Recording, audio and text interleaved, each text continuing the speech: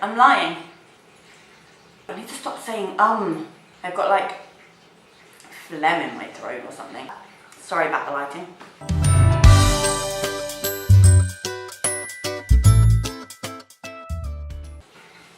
Hi guys, so I am back today with another Terri talk video, and this time I am talking all about my experience with getting an IUD. I think the overall general name is an IUD, but if you're not sure what I'm talking about, back in the UK it is called the coil, and in the Netherlands it is called the spiral. So hopefully we are all on the same page. If you are, I don't know, easily squeamish or are not at all interested in this, then you don't have to watch. If you are a guy and are thinking, nope, I don't even have a vagina, so why would I need to know about this? I kind of think you should watch it, especially if you have female relatives or you have a girlfriend or a partner or something that is considering getting it done. I think you should know what a girl has to go through, what a female body has to go through when having these kind of procedures and things. But yeah, I'm just here to share my experience. I am not a doctor. I think I said this in my last pap smear video. I'm not a doctor. I am not in any way a medical professional. I am not saying that this procedure thing is right for everyone. And I'm not saying because my experience is this way, yours may be, or that you should or should not have it done. I am just here to share my experience, hoping that if you've just had it done and are concerned about what your body is up to, or you're considering getting it done, then you might find this helpful. I did have a little look online, not on YouTube, like more online before having it done to kind of see what was involved. I'm not sure if that was a good thing or a bad thing, really, but I do think it's nice to be informed about what's going to happen before it happens, so you kind of know what to expect, because often that is the worst part, the most worrisome part of having something done that you've never had done before. Okay, so I believe depending on where you are from depends if the IUD is covered by your insurance or not, or what kind of insurance you have. That's going to also differ if it's covered or not. For me it wasn't, and it cost, I can't remember the exact amount, but it was about 150 euros. Bearing in mind this does last for 5 years, you are covered for 5 years, but it's a lot of money to shell out at once. So different people have different reasons behind getting an IUD, contraception of course, or regulating periods. The IUD, the Mirena in particular, the one with the hormone, is basically known to stop your periods in most cases or make them extremely light. So it's something that doctors actually recommend for people that have problems with heavy periods, or it's becoming a much more kind of popular form of contraception. It's a one-time case of getting it in there, and in the case of the Mirena, you're covered for 5 years, and I believe with the copper IUD it's 7. I could be wrong with that one because I don't have that one, of course, so feel free to leave in the comments if I'm wrong. But the choices behind getting it done is different. Mine was basically both, more so for contraception, and let's just be clear with this, it does not stop STIs. So if you are getting it done but you have a sort of casual sex life, you will need to use other forms of protection against things like STIs. IUDs do not stop that. It is literally just for pregnancy.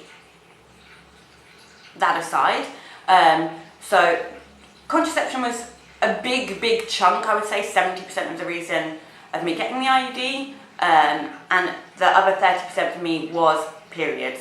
Let's face it, if I can go for 5 years without having a period, hello, yes please, I don't know one single female that enjoys having a period. So if I can have that gone, yes. But my doctor had highly kind of recommended this to me. I was on the pill for 14 years. But if you've watched any of my videos before, you may or not have seen that I did a previous Terri talk on having pap smears and then what comes after that if the results aren't good, so colposcopies and leak procedures. If you haven't seen that video, I will leave it in a clickable I button above, but I'll put it in the description box below for you guys as well. So I was having some issues with irregular bleeding, and my doctor advised me to come off the pill because that could have been what was causing it. We found out afterwards it wasn't, but it could have been, and they don't recommend that you take the pill for an incredibly long time. I was on it for 14 years, which is considered a long time to be on the pill. So she had suggested back then that I consider having an IUD, but I first needed to go through the procedure to figure out after the abnormal pap smear and whatnot. I needed to go all through that procedure and then get the all clear, which I have, by the way. I had another pap smear done a few months back now. I think it was around the April time, and that one came back all clear and normal, so I have to have another pap smear 1 year later to keep checking that it's normal, and then they go back to the normal time that you wait in between having pap smears. Anyway, that's the whole different video, but I basically had to wait till all that was all well and good before I could have the IUD done. So when I had decided to have it done, once it was all finished with all the pap smear stuff and that was all good, I was like, okay, now I can get the IUD. She had warned me that it can be expensive, so I had to kind of save up a little bit of money to pay that out in one go. So I called up my doctor's office and they sent the prescription to my pharmacy. You might have to go and pick up the prescription yourself from your doctor's or ask about it if you have an appointment. But they sent my prescription across, which just meant that after, I think, a day or so, I could go and pick it up. That's what I did. I picked it up at the pharmacy, dropped it off at my doctor's and waited for my appointment. My doctor had previously warned me already that you cannot, or they do not advise you to work the day you have it done. So I had scheduled my appointment for a day off, so I didn't have to worry about work or anything like that afterwards. So the receptionist had explained to me on the phone that they normally try and book the appointments for as late on in the afternoon as they possibly can. And I think this is basically so you don't have that much time left in the day before it comes to kind of bedtime. You don't have that much time to kind of deal with the after effects of having the IUD. The only day I was able to have it done was a Friday, which meant that my doctor was not there in the afternoon, so I ended up having a morning appointment. But they do advise that you have one kind of as late on in the afternoon as possible. So I went in the morning for my appointment. I did the same kind of thing as I did with having the pap smears done, you know, made sure I was clean, wore appropriate underwear or in my opinion, appropriate underwear for your doctor to be seeing, and comfortable underwear too, and wore kind of comfy-ish clothes.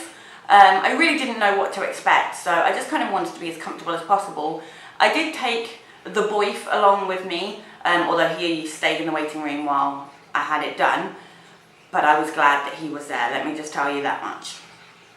So they also advise on the phone that you take ibuprofen an hour before your appointment. In my case, I'm allergic to ibuprofen, so I took paracetamol. But that is something they suggest, is take an ibuprofen 1 hour before. My appointment was delayed. My doctor is always delayed, to be fair, but my appointment was 40 minutes later than planned. So by the time I'd actually taken the paracetamol to having my appointment, there was an hour and 40 minutes in between, which I'm not sure, I think made a difference for the pain level that I had. But basically my doctor came, called my name, I went in, and she sat me down and then first explained what was going to happen. Now I've had the same doctor for many years, so I'm very comfortable with her. She knows me, she knows my personality, she obviously knows my medical history. So we sat down and we had a nice kind of little chat almost about what was going to happen. So she explained to me that I would obviously remove the bottom half of my clothing and lay on the bed. So kind of just lay in a normal way. She was going to have a bit of a feel around to kind of check where things were, I guess. You know, just have a check that everything is okay. that everything feels okay, and then where things are and whatnot.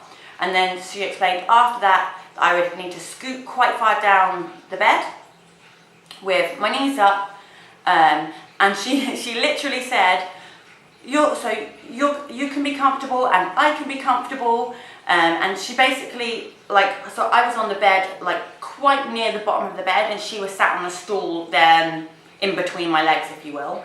And she explained another thing that she literally said. She was like, we'll insert the speculum, but you're used to that by now, which I was, and then we insert the device. So I was like, yeah, cool, it's fine. With everything I'd already been through, I was like, this is going to be a big piece of cake at this point. I'm used to having things stuck up my vagina, no worries. So, did as she said, I removed the bottom half of my clothes, got on the bed, she had a feel around, all good, all fine.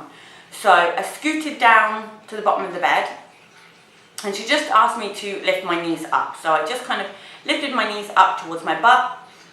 So I was lay like flat back at that point with my knees up. Inserts the speculum, no problem. To this point, absolutely fine. If you're not sure what a speculum is, it is basically a device that they use to open up your vagina, so they can see and have more access of what's going on. I tend to do this when I'm talking about a speculum. Let me just be clear, you are nowhere near opened up like this. It's basically, it looks like a duck's mouth or something. It's this like plastic or metal, and it's like this, and then it kind of opens up in you. So she did that, all fine. I'm trying to get the details right in my head, because this is actually a little while ago that I had this done now. So the kind of fine details are a little bit sketchy. But yes, so speculum in, and then I'm not entirely sure what she was doing, but she told me that I would feel a little bit of discomfort, which I did. She wasn't wrong. It wasn't pain or anything, it's just a little bit of discomfort. I could feel kind of like poking and prodding around down there. Well, not even down there, like inside my tummy, kind of. And then, without warning, well, she did warn, she said that she was now going to insert the IUD. Wow, that hurt. So, I always say that I'm a pansy when it comes to pain. I'm starting to change my mind on that. And this is other people's influence usually. They're like, you are really not a pansy at all. And especially with everything with the LEAP procedure and that kind of thing. I was kind of like, oh yeah, you know, I can handle it. I can handle any of that kind of stuff, really. It hurt.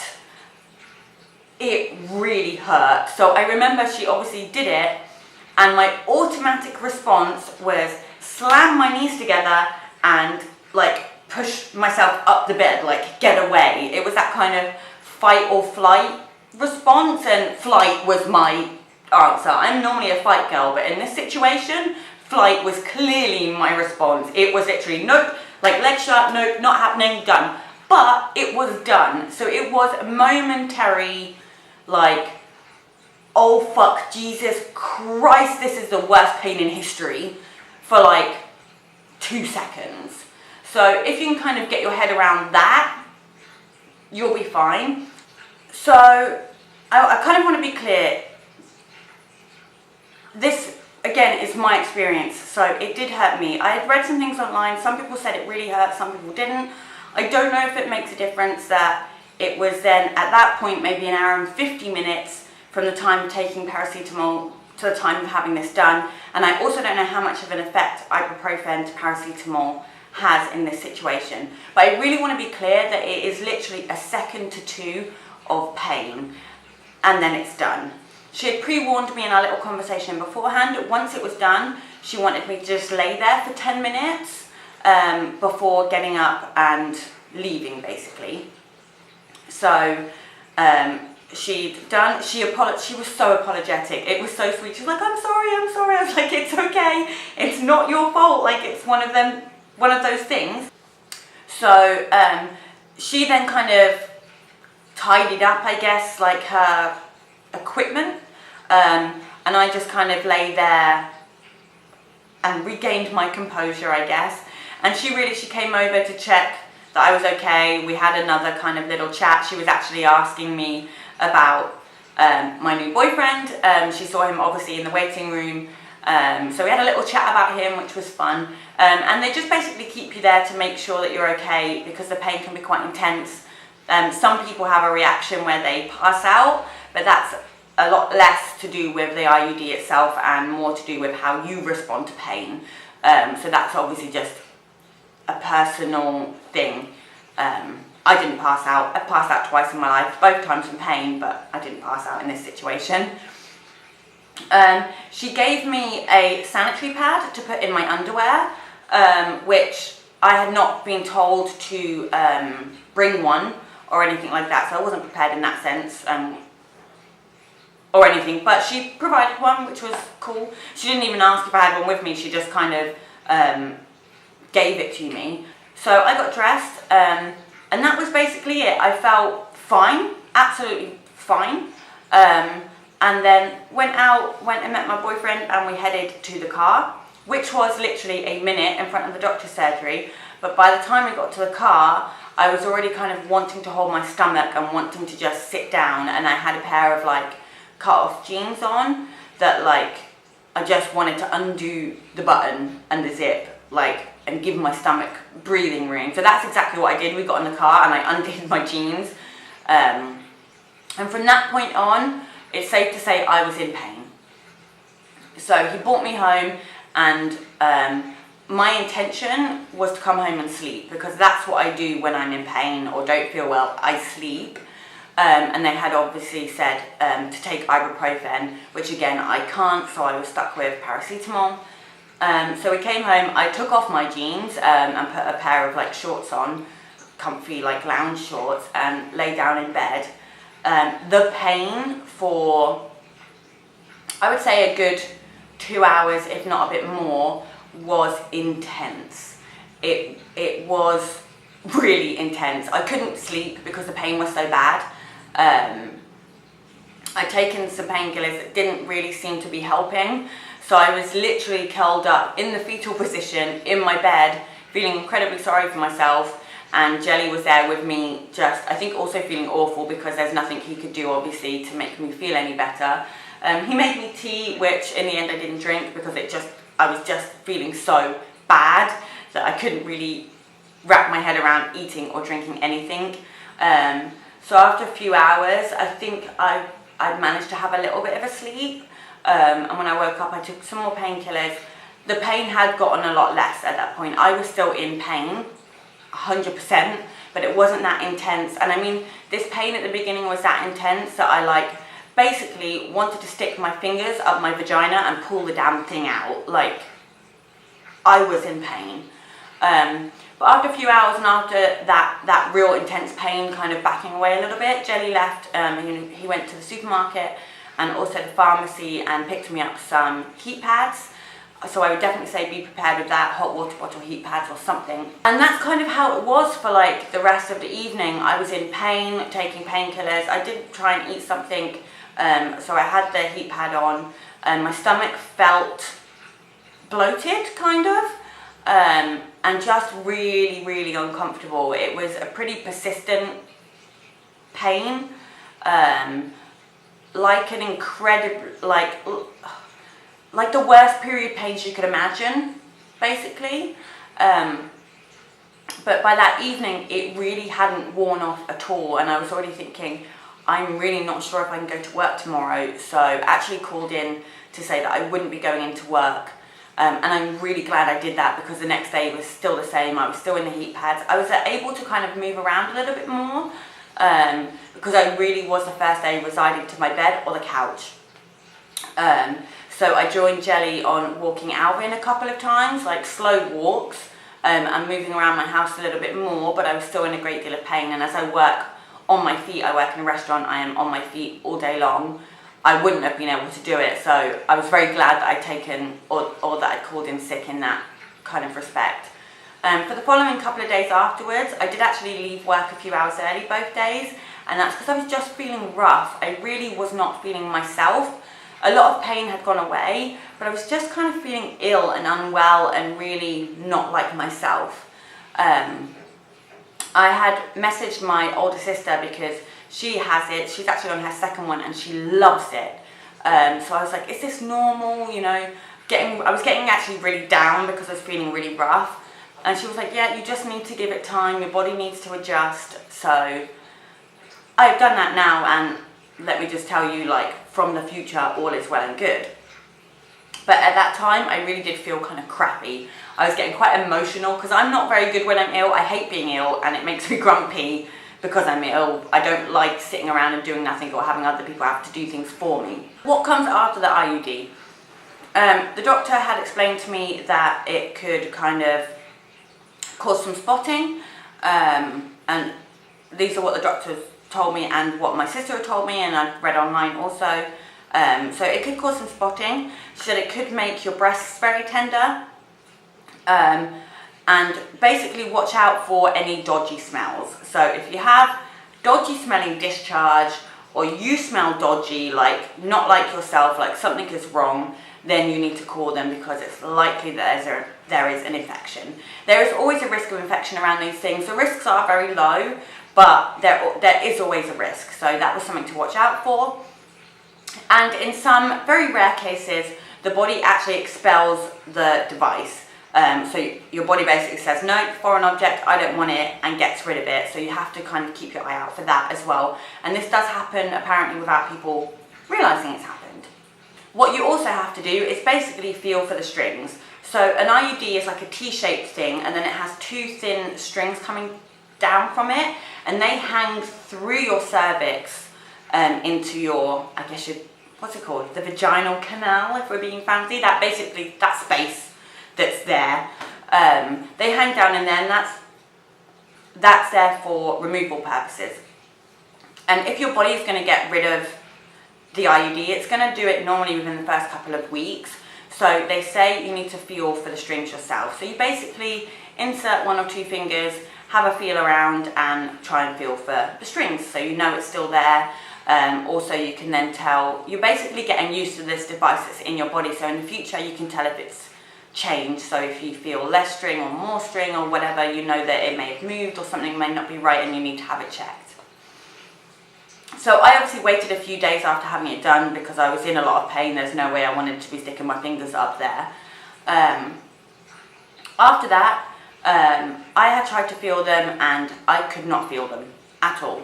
I believe I tried when I was in the shower. I was kind of like, okay, let's be nice and relaxed and comfortable. Couldn't feel them. I also asked Jelly if he could feel anything like during sex or anything. He said no, he couldn't feel anything. So I was like, okay, it's fine. And so I waited a day or two and I tried to check again. Still couldn't feel anything like anything. And I have no problems. I'm not squeamish with doing that kind of thing. So I really checked. I really felt for those strings. Nope. So in the end, I asked the boyfriend, I asked Jelly, hey, can you help me out? I can't feel them. Maybe you can. So he tried. He also couldn't feel them. So at this point, it's a bit like, please don't tell me my body has got rid of this very expensive, very painful device, and I've gone through all of this for nothing. So they had already warned me and my doctors, if there was anything unusual, blah, blah, blah, blah, give them a call.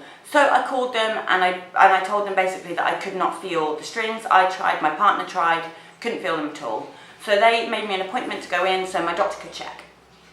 And I honestly was feeling a little bit stupid because I was like, why can't I feel these things? Like, I'm sure it's not come out. I'm sure I would have seen it in my underwear, in the toilet, something. But I was like, I was feeling really stupid. And I told my doctor this. She said, don't be.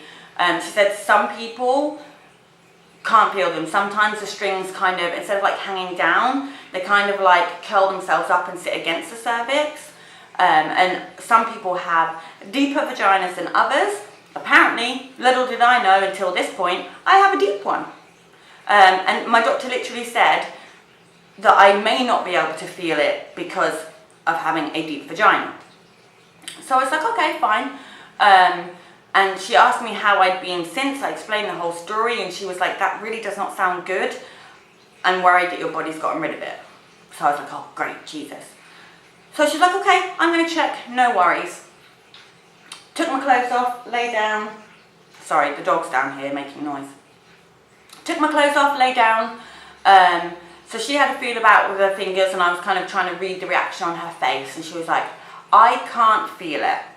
And I was thinking, oh my fucking God, no. But she was like, okay, don't worry, we're going to try something else.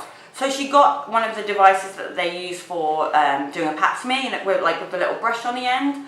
So she stuck that in there, and basically after that, she had managed to find it, but she said there was literally 1 millimetre or 2 of string left coming through my cervix, so the IUD had moved up. It was still in place, it was still fine, it was still working, but the strings had moved up, so there is no way in hell that I would be able to feel it. So basically, I am never going to be able to feel the strings of my IUD. She said it was absolutely fine, but having it removed in 5 years, I will probably have to go through my gynecologist to have it. I don't know how they're going to take it out, but she's not going to be able to do it, basically. What they do recommend is that you obviously check the strings pretty regularly at first, and then they say to check it after each period if you have them.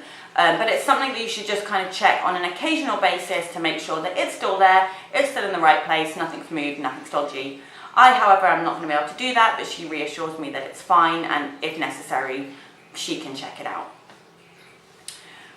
What I learned from speaking to my doctor this time, I had explained how bad it was, and I said to my doctor, I had taken the day off like you advised, but I had to have an extra day off as well. I had to call in sick, and this is how long I've been going to my doctor. She went, what? You never call in sick for work? And I was like, I know, it was bad. And she said, oh, you should have called and I would have prescribed you, I can't remember the name of the medicine, but I'm allergic to that. But I'm basically allergic to anti-inflammatory medications. She was like, oh, diclofenac, that's what it was. And she was like, oh, so you can take ibuprofen either? And I was like, no, and she pulled her face. And I was speaking to some of the girls at work about how bad it was and everything, girls that had already had it done.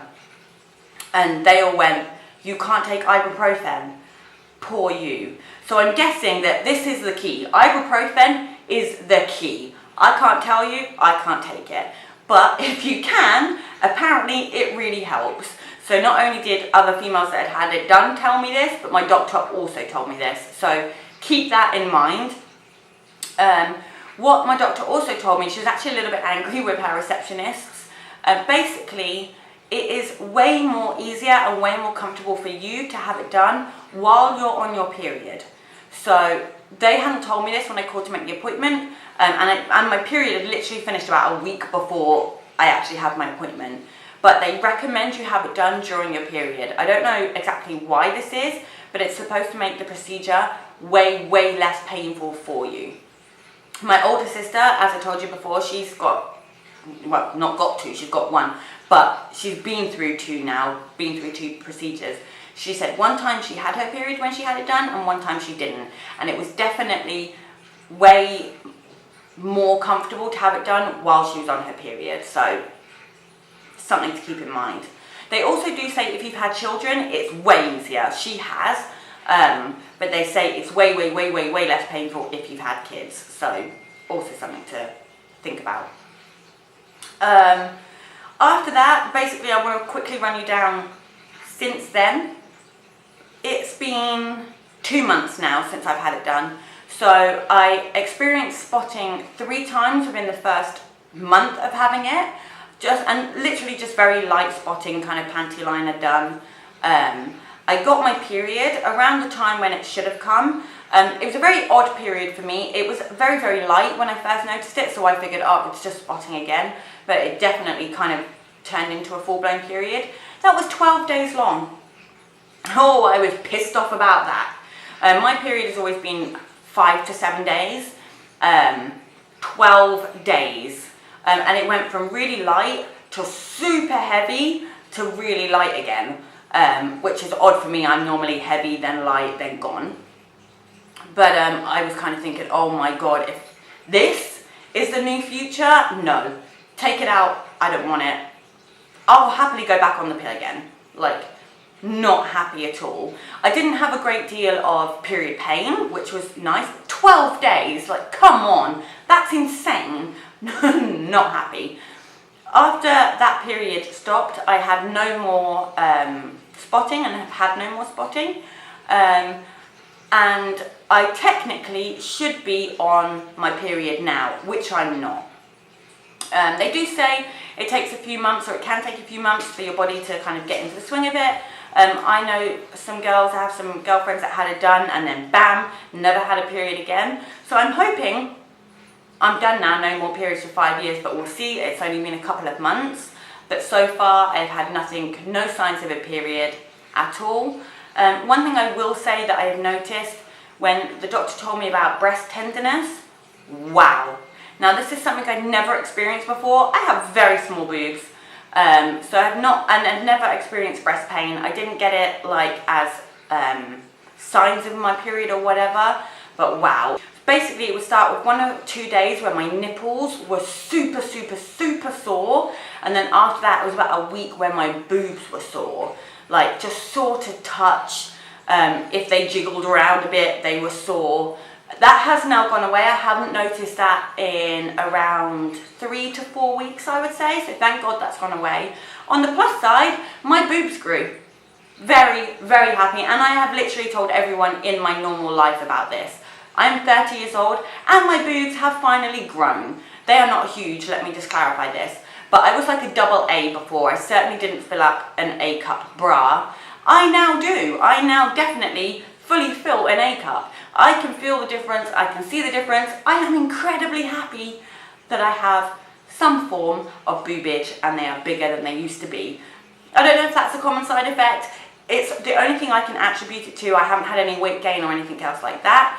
But my boobs have definitely grown, definitely experienced boob pain at first, which I don't anymore, thank God. And for any of you guys that have always suffered with boob pain, wow, I feel sorry for you, because that sucks. But that's about it. That's everything I can think of to tell you. That's where I am now, what's been going on. If you want to share your experience, please do below. I really think we should share these things with each other. If I have said anything wrong or anything, let me know. If you have any questions, I would be more than happy to answer them. If you found this video helpful, please give it a thumbs up. Don't forget to subscribe if you are not already. That's it from me. I hope I haven't grossed you out too much. I love you guys, and I'll see you in my next video. Bye.